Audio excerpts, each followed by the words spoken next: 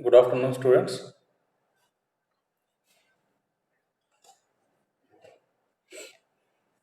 Good afternoon. Are you hearing my voice?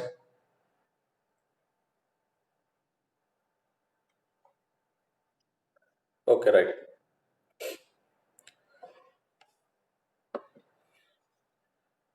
Okay. So,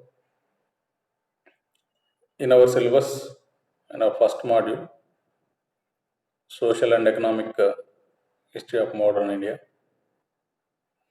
we already completed the sources in two phases. Next one, the causes are the factors for downfall of Mughal Empire. And yesterday itself, we completed about the East India Company under the title Company to the Territory. And within the East Indian Company, within the East Indian company's concept, there is one more uh, a sub concept to complete is its policies. Okay, East India Company, its policies. You are all aware that East India policies were in which influenced Indian society, economy in various ways. Basically, the commercialization of agriculture and the marketing system and the commercial values which implemented by the East India Company, which turns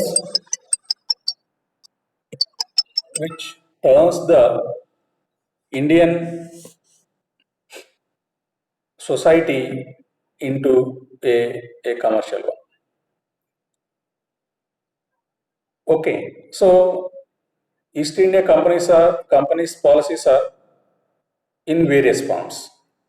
Okay, in the form of social, economical, cultural, religious, and other miscellaneous. Okay, so apart from all these, today we see these East India Company's policies, particularly in the form of social and economical aspects. Okay, so what are the changes or how the policies, East India policies, influence the Indian society basically?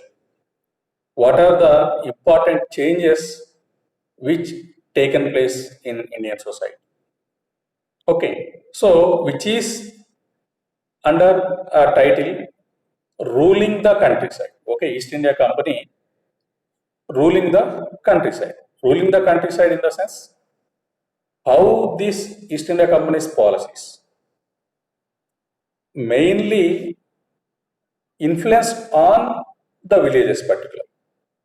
Okay, you well know that Indian rural society, which is mainly based on the self-sufficient economy, and each and everything they were getting in their own villages, not merely depending on any other towns or cities.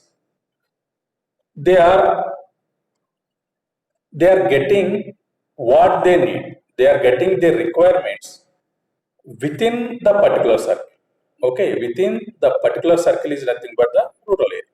Okay, so they need not to depend on any other urban centers or any other areas. Okay, so it means what? There is no relation with the external areas of Indian territories. Okay, so they have their own boundary. What they are getting they are consuming, and what they want, they are exchanging with the required material with the other people who are residing beside them. So this is nothing but a self-sufficient. Okay, so without maintaining any legislative value, without maintaining any relation with outside territories of India. Okay, it's nothing but the self-sufficient. Okay, so it's also called as a closed economy. Okay, before the entry of European nations, India followed a closed economy, right? So you are well aware that, right? So how this East India Company ruling the countryside? Okay, yesterday we also discussed certain points regarding East India Company, East India Company establishment, and important acts which brought by the East India Company. And you are well aware that 1784 Charter Act and Pitt India Act and 1813 and 1833 Charter Acts. So there are certain provisions uh, in these acts and which followed by East India Company. Okay, so I need not go to these acts and other provisions. Just I will give you the important things which the policies, East India Company's policies, influenced the Indian society into a commercial. Okay, I will give you that one. Okay, so I will start with the company become a Diwan. Okay, so in 1764, you are well aware that the Battle of Buxar taken place. After Battle of Buxar in 1765, on the 12th August 1765, the Mughal Emperor appointed the East India Company as a Diwan of Bengal.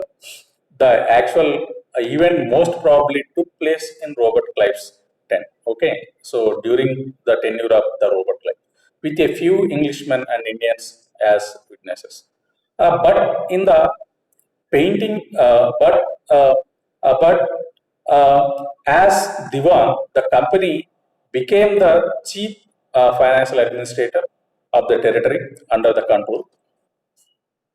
Under the control, it had think of administering the land and organizing its revenue source.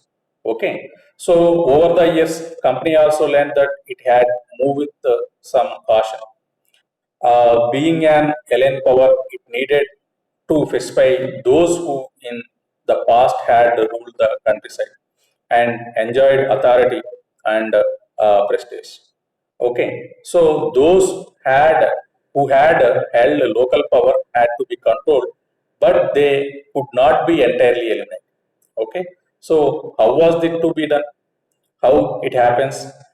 Okay, it will happens because the company came to colonize the whole countryside of India.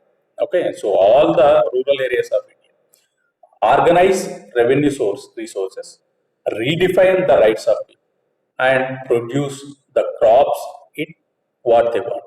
Okay, so according to their requirements, they growing or they encouraging the Indians to grow the crops what are particularly the raw material which needed to their own companies in the European nation and also later established in Indian territories. Okay, so basically on the benefits of their. Okay, so we already discussed regarding the trade policies which followed by these European nations in our last semesters in the mercantilism. Okay, so mercantilism, the government and the private traders are part and parcel, and they are uh, they are participated in this trade with mutual cooperation and mutual benefits. Okay, so the same mercantilism they are followed here. Okay, so we'll see how the company got the revenue. Okay, the company had become a divan. Okay, but it still saw itself primarily as a trader. Okay, so it wanted a large revenue income, but was unwilling to set up any regular system of assessment and collection. The effort was to increase the revenue as much as it could and buy fine cotton and silk cloth as cheaply as possible. Okay, so we already discussed that.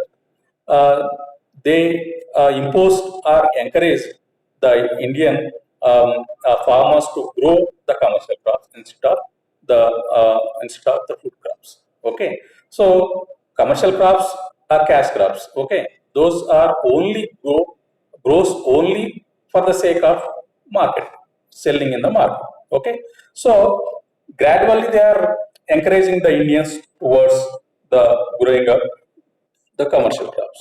Okay, so the effort was to increase the revenue as much as it could and buy fine cotton and silk cloth as cheap as possible. Okay, so within 5 years, the value of goods bought by the company in Bengal doubled. Before 1865, the company had purchased goods in India by importing gold and silver from Britain. Now the revenue collected in Bengal and finance the purchase of goods for export. Okay, so soon it was clear that the Bengal economy was facing a deep crisis. Artisans were deserting villages since they were being forced to sell their goods to the company at low prices. Okay, so in the same way, peasants were unable to pay the dues that were being demanded, and artisanal production was in decline, and agriculture cultivation showed signs of collapse. Then in 1770, a terrible famine killed 10 million people in Bengal. About one third of population was wiped out. Okay, so all these are the causes. How the Indians, particularly the Indians, were criticizing the policies of East India. Okay, so without showing any interest of the social welfare, or the welfare of the people in the society, the East India Company, which are following the policies by which they are getting high revenue blind. Okay, that is the main cause, right? So, and then another point is the need to improve agriculture. Okay, so there are other policies also to improve agriculture. To improve agriculture for the interest of their own mother country. Okay, so they improved the agriculture in Indian territories for the sake of interest of their own mother countries. Okay, so if the economy was in ruins, could the company be certain of its revenue income? Most company officials began to feel that investment in land had to be encouraged and agriculture has to be improved. Okay, so the main policy of East India Company is that to get the more income, because the majority of the people depending on the agriculture, so that to commercialize the agriculture they will get more income. Okay, so that's why they are investing amount on the land. Okay, they decided to invest on the land. Okay, so how was this to be done? How it is possible means, after 2 decades of the debate on this question, the company finally introduced permanent settlement in 1790. Okay, so how they will get the more income to the East India Company means following certain the revenue settlements. Okay, you are aware that before the 1793, the permanent settlement, there is another system which introduced by the Warren Hastings, maybe in 1774 or 75 year. Okay, so according to the Warren Hastings revenue settlement, by auctioning the revenue, uh, uh, the auctioneer may collect the revenue from the peasants. Okay, so here ఏదైతే వేలంపాట అనేటటువంటి ఒక system ద్వారా పన్ను వసూలు అనేటటువంటి వాళ్ళు introduce చేశారో, సో ఆ వేలంపాటలో వేలంపాటలో పార్టిసిపేట్ చేసినటువంటి వాళ్ళు ఎవరైతే ఎక్కువగా పాడుకుంటారో వాళ్ళకు మాత్రమే అది ఆ పన్నులు వసూలు అనేటటువంటి బాధ్యత ఇచ్చేటటువంటి. ఓకే, సో అది 1774-75 మధ్య కాలంలో అది మొదలైనటువంటి. ఓకే, సో దాని నుంచి అంతగా ఏదైతే వాళ్ళకి అనుకున్నంత ఇన్కమ్ రాలేదు. సో ఆటోమేటిక్ గా వాళ్ళు కొత్త రెవెన్యూ సెటిల్మెంట్ కోసం చూశారు. అందులో భాగంగానే 1793లో ఏదైతే 1793 permanent settlement which system has introduced. Okay, so by the terms of settlement, the Rajas and Talukdars were recognized as Jamindars. They were asked to collect rent from the peasants and pay revenues to the company. The amount to be paid was fixed permanently. That is, it was not to be increased ever in future. It was felt that this would ensure a regular flow of income into the company's coffers and at the same time encourage the Jamindars to invest in improving the land. Since the revenue demand of the state would not be increased, the Jamindar would benefit from increased production from the land. Okay, so according to the 1973 revenue settlement, permanent revenue settlement, they are not get a sufficient revenue what they estimated, but the Jamindar, who is a middleman, he is getting the sufficient income. Okay, so the sufficient revenue is collected from the landlord, collected from the peasant, but that actual revenue he did not submitting to the paying to the government. Okay, so the problem is that the permanent settlement, however, created problems. Company officials soon discovered that Jamindars were in fact not investing the improvement of land. The revenue that had been fixed was so high that the Jamindars found it difficult to pay. Okay, any who failed to pay the revenue lost his Jamindar. Okay, numerous Jamindars were sold off at auctions organized by the company. By the first decade of the 19th century, the situation changed. The prices in the market rose, cultivation slowly expanded.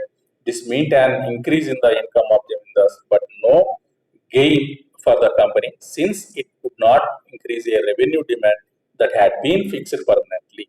Okay, so even then, the Jamindar did not have an interest in improving the land. Okay, some had lost their lands in the earlier years of the settlement. Others saw the possibility of earning without the trouble and risk of investment. Okay, as long as Jamindars could give out the land to tenants and get rent, they were not interested in improving the land. Okay, so on the other hand, in the villages, the cultivator found the system extremely oppressive. The rent he paid to the Jamindar was high and his right on the land was insecure. To pay the rent, he had to often take a loan from the moneylender. And when he failed to pay the rent, he was evicted from the land he had cultivated for generations. Okay, so in the place of the permanent settlement, there is another new form of settlements has taken place. Okay, so by the early 19th century, many company officials were convinced that the system of revenue had to be changed again. How could revenue be fixed permanently at time when the company needed more money to meet its expenses and expenses of administration and the trade? Okay, in the northwestern province of Bengal presidency, most of this area is now in UP, Uttar Pradesh. An Englishman called Alt Mackenzie devised the new system which came to effect in 1822. He felt that the village was an important social institution in North Indian society and needed to be preserved.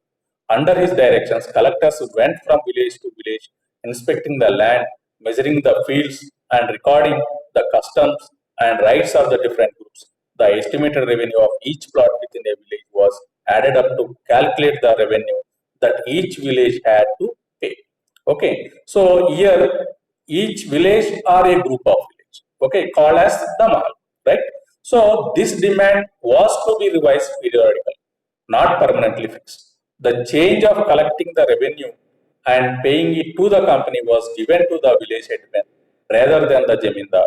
This system came to be known as the Mahalwari system. Okay, so Mahalwari system also introduced, which is experimentally they followed the system, particularly in the northwest. Okay, so and another system and remaining parts, the permanent settlement system is they are following. So in those areas also, they want to change the permanent settlement system and follow a new one instead of the permanent settlement. Okay. So in the same way, the Monroe system has introduced. Monroe system, you are aware that the Raithwari system. Okay. So in the British territories in South were a similar move away from the idea of permanent settlement. The new system that was devised came to be known as the Raithwari. Okay, so the Raithwari. So it was tried on a small scale by Captain Alexander Reed in some of the areas that were taken over by the company after the wars with Tipu Sultan. Okay, so subsequently developed by Thomas Monroe. The system was gradually extended all over South India. Reed and Monroe felt that in the South there were no traditional Jamindar.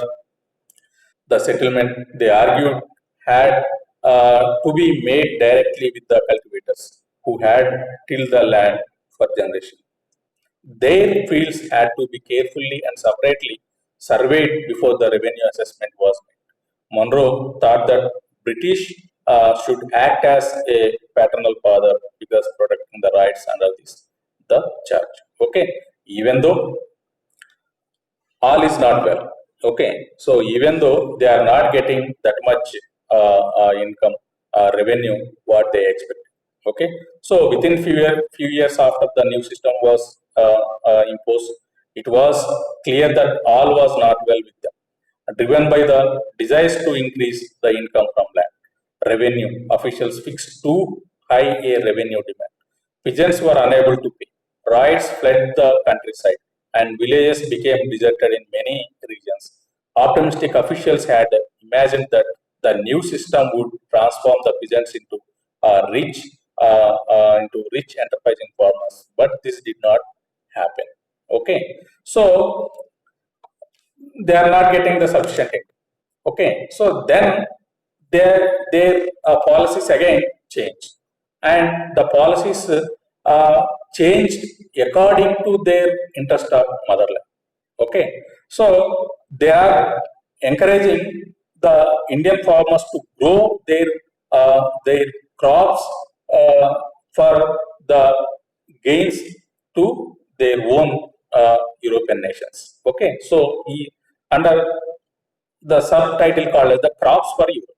Okay, you'll see how the Indian peasants grow their crops for the interest of European nations. Okay, so the British also realized that the countryside could not only yield revenue, it would also grow the crops that Europe required. By the late 19th century, the company was trying its best to expand the cultivation of opium and it. Okay, so apart from other commercial crops, okay, so cotton, chili, sugar cane, okay, so apart from these commercial crops, cash crops, another important crops which introduced in India is nothing but the opium, and next one is the indigo. Okay, so in the century and a of that follow, the Britain persuaded or forced cultivators in various parts of India to produce other crops, that is jute in Bengal, tea in Assam, sugarcane in UP, United Provinces, okay, wheat in Punjab, cotton in Maharashtra and Punjab, rice in Madras provinces. Okay, so how was it this? How this happened? The British used two variety methods to expand the cultivation of crops that they needed. Okay, so all these are commercial crops except the wheat. Okay, wheat and rice. So other commercial crops are which encourage the Indian farmers to grow, and those only for the purpose of markets, selling in the markets. Okay, so the selling in the markets means they are directly exporting to the European nations. Okay, so which means what? It is a abundance of raw material which are exporting from the Indian territories to the European nations. It means raw material for their uh, own the industries, right? So the British used a variety of methods to expand cultivation of crops that they needed.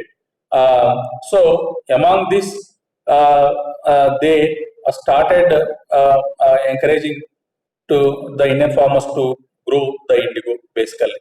Okay, so you are well aware that indigo is a important cash crops, mainly which grown in the parts of Bengal, Bihar, Orissa, likewise, and where the fertile lands are there, all the fertile lands are giving the high yield of this indigo, so that the company officials encouraged the Indian farmers towards the indigo cultivation. Okay, so you are aware that there are many revolts has uh, taken place in these areas against the indigo planters. Okay, so why the demand for Indian indigo had happened at that time? Okay, so the indigo plant grows primarily in the tropics. Okay, so tropical climate areas very suitable for growing of this indigo plantation. Okay, so by the 13th century, Indian indigo was being used by cloth manufacturing in Italy, France, and Britain to dye the cloth. Okay, so which is used as a color content in the dye industry, basically. Okay, basically the blue color dye, which is from the Indian indigo plants, were most um, uh, attracted the whole European nations. Okay, that's why the Indian indigo had much demand in European nations, right? So, however, only small amounts of Indian indigo reached the European markets, and its price was very high. European cloth manufacturer therefore had to depend on another plant called the wood. Okay, WOAD. Wood also another plant like the indigo, which mainly grown in other countries basically. Okay, so I will give you where the wood plants are grown, right? So this called wood to make violet and blue dyes. Okay, so being a plant of the temperate zones, wood was more easily available in Europe. Okay, so it was grown in northern Italy, southern provinces, southern France, and in parts of Germany and Britain. Okay, so there are growing the wood very easily. They get also the sufficient amount of wood for their own textile industries. Okay, so worried by the competition from the indigo, wood producers in Europe pressured their government to ban the import of indigo. Okay, in initial stages, European nations banned on indigo, but later they lift all the ban and lift the certain restrictions on the growing of indigo. Again, the Indian indigo had much demand in the European nation. Okay, so cloth dyers, however, preferred indigo as a dye. Indigo produced a rich blue color, where the dye from wood was pale and dull. Okay, so by the 17th century, European cloth producers persuaded their governments to relax the ban on indigo import. The French began cultivating indigo in San Domingo in the Caribbean islands, the Portuguese in Brazil, the English in Jamaica, and the Spanish in Venezuela. Indigo plantation also came up in many parts of Northern America also. Okay, so by the end of 18th century, the demand for Indian indigo grew further. Britain began to industrialize, and its cotton production expanded dramatically and creating an enormous new demand for cloth dyes.